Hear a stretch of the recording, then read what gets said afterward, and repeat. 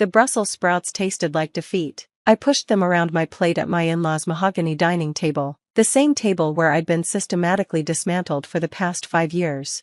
So, Marcus, my father-in-law, Richard Pemberton, began with that tone I'd learned to dread. Still working at that, what was it again? Community Center? Youth Development Center, I corrected quietly. I'm the program director now. Program director, he repeated, making it sound like janitor. And that pays adequately? My wife Sarah shifted uncomfortably beside me. She knew where this was going. We all did.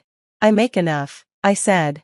Enough? My mother-in-law, Diane, laughed, that tinkling, condescending laugh that made my skin crawl. Sarah darling, you can't be serious about staying in that cramped apartment. A woman of your caliber deserves better. Mom, we're happy. Happy? Richard set down his wine glass with unnecessary force. Happiness doesn't pay for private schools, doesn't buy houses in proper neighborhoods, doesn't secure your future. We're not planning on kids yet, Sarah said, and we like our apartment. Like? Diane's perfectly penciled eyebrows rose. You like living paycheck to paycheck? You like driving a 10-year-old Honda when you could have a Mercedes? It's an 8-year-old Toyota, I muttered. Even worse, my brother-in-law, Preston, chimed in, Princeton MBA, investment banker, everything the Pembertons wanted in a son-in-law. You know, Marcus, Goldman is always hiring. I could put in a word, entry level, of course, but I don't want to work at Goldman Sachs, I said firmly. I love my job. The silence that followed was deafening. Finally, Richard leaned back in his chair, studying me like I was a particularly disappointing quarterly report. A real man, he said slowly, would provide better for his family. A real man would have ambition, drive, the desire to give his wife the life she deserves. Richard, Sarah warned. No, princess, this needs to be said. He turned back to me. When I was your age, what are you? 32? 34. When I was 34, I'd already made my first million. I had a house, paid for. I had investments. I had a plan. What's your plan, Marcus? To spend the rest of your life playing basketball with troubled teens? They're not troubled, they're underserved, I said through gritted teeth. And I don't just play basketball. I run programs that keep kids off the streets, help them get into college, teach them life skills. Noble, Diane interrupted, the word dripping with disdain. Very noble, but nobility doesn't pay bills, does it? We pay our bills just fine, Sarah said firmly.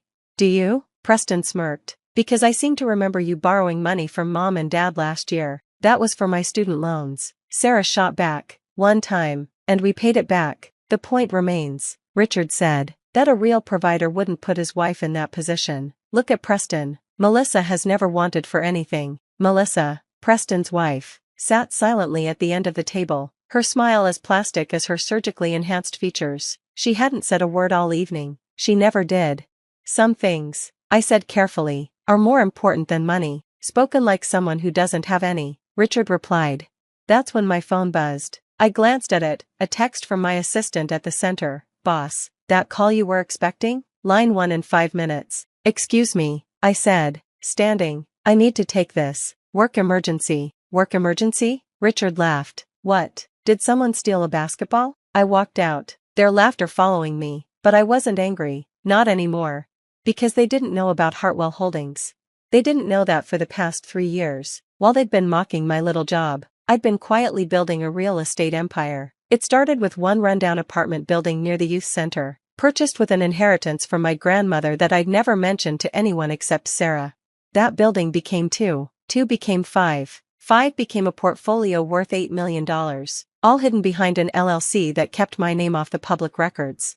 They didn't know that last month, I'd purchased a controlling interest in Pemberton Financial Services, the mortgage company that held the notes on half the properties in their wealthy suburb, including theirs. They didn't know that the work emergency was a scheduled call with my lawyer to finalize the restructuring that would begin Monday morning. I took the call in Richard's study, surrounded by his diplomas and photos of him with minor celebrities. Mr. Hayes, everything is set. The letters will go out Monday morning to all account holders with adjustable rate mortgages whose terms are being modified under the new ownership structure. And the Pemberton residents? Specifically flagged as you requested. Their ARM resets Monday from 2% to the maximum allowable 8%.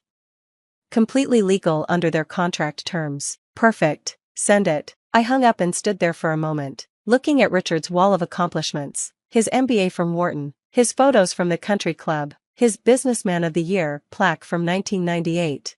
All built on a house of cards that I now owned. When I returned to the dining room, they were still laughing about something, probably me. "Everything all right?" Sarah asked, touching my hand.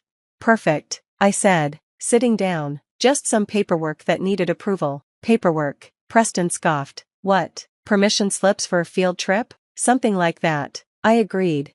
Richard was refilling his wine glass, his face red from alcohol and smugness. "You know, Marcus, it's not too late. You could still make something of yourself. 34 isn't ancient. With the right mentorship." "I appreciate the concern," I interrupted. "Really, but I'm exactly where I want to be. Playing games with children while your wife deserves better?" Diane shook her head. "That's not being a man. That's being selfish." "Mom," Sarah snapped.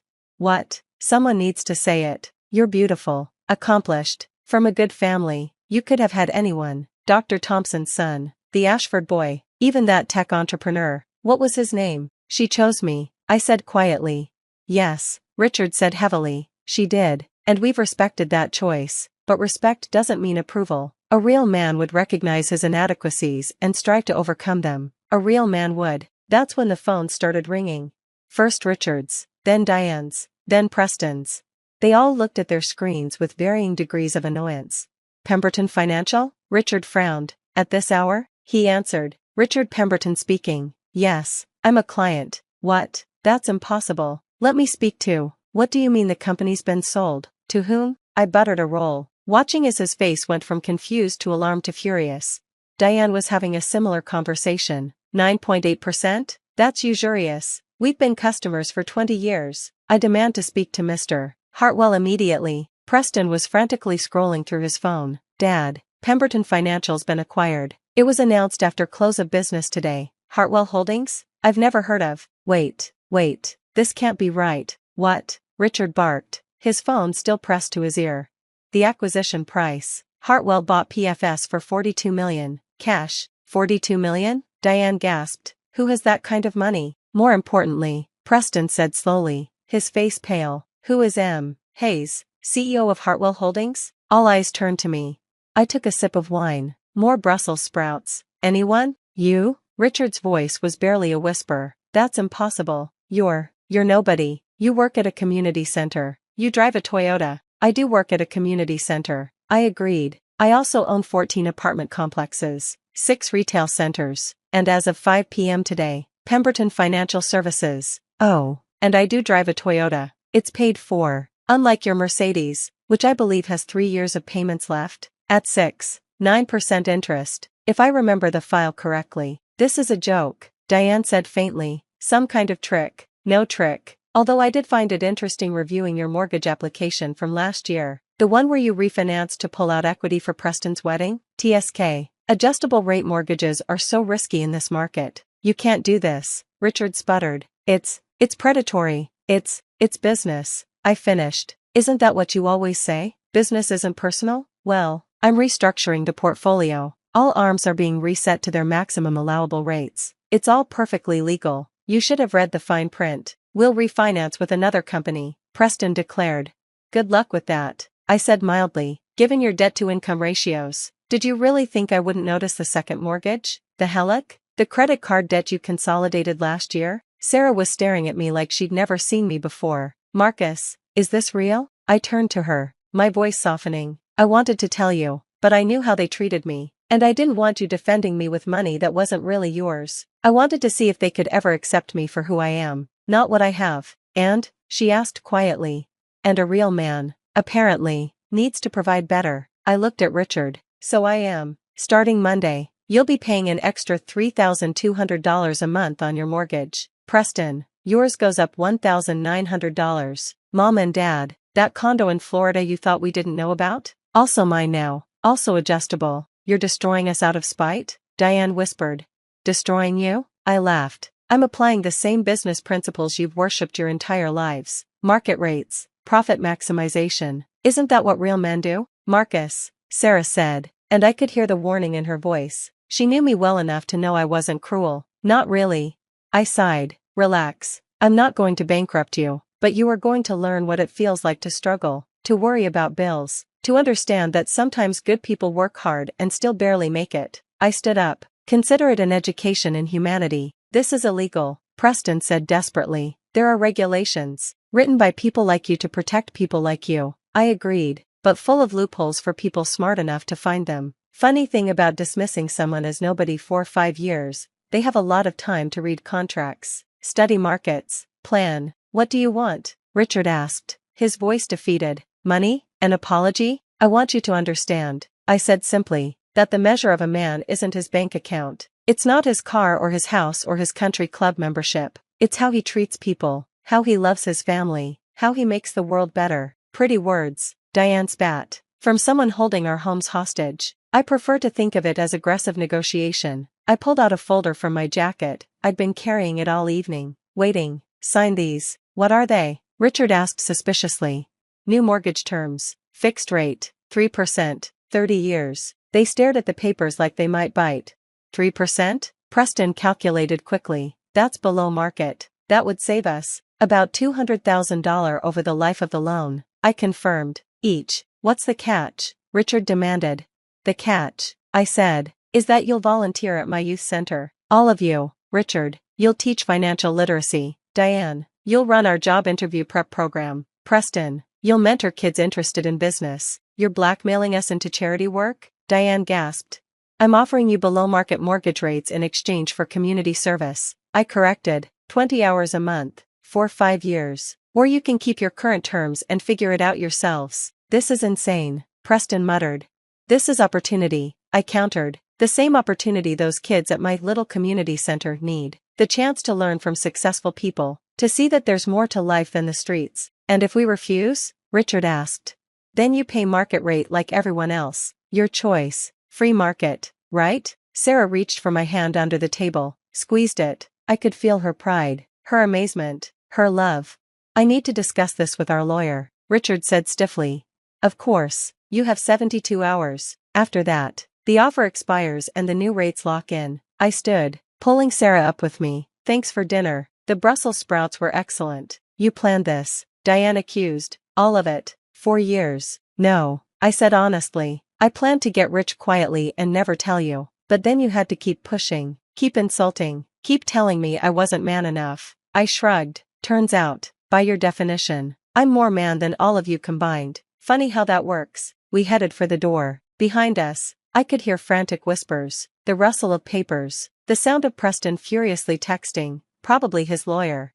In the car, Sarah finally spoke. 42 million? Give or take. The real estate alone is worth 8. The mortgage company was undervalued. Bad management. I glanced at her. Are you angry? Angry? She laughed, nothing like her mother's laugh. This was real, warm, delighted. I'm furious. How dare you let me defend your Toyota for 5 years when you could buy a fleet of Ferraris? I like my Toyota. I know you do. She leaned over, kissed me. That's why I love you. But Marcus, the youth center? That's really what you want to do. It's what I've always wanted to do. The money, that's just tools, resources, ways to do more good. And my parents? Will either learn that everyone has value, or they'll pay through the nose for their prejudice. Either way, I win. We win. She corrected. Partners, remember? Always. My phone buzzed. Richard, we'll take your deal. I showed Sarah. She smiled. Think they'll actually show up? Oh, they'll show up. Nothing motivates a Pemberton like money. I pulled into traffic. But maybe, just maybe, they'll learn what real wealth looks like. What's that? 17 kids from the center got into college last year. 3 are at Ivy League schools. 1 just got a full ride to MIT. I smiled.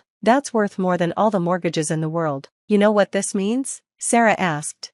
What? We're going to be really popular at next year's family dinner. Or really unpopular. Either way, she said. You're definitely man enough for me. Even with the Toyota? Especially with the Toyota. We drove home to our cramped apartment, the one her parents hated, the one we loved, the one we'd chosen together. Tomorrow, I'd go back to the youth center. Tomorrow, Richard Pemberton would learn what a day's honest work really looked like. But tonight? Tonight, I was just Marcus Hayes, community center director, Toyota driver, husband.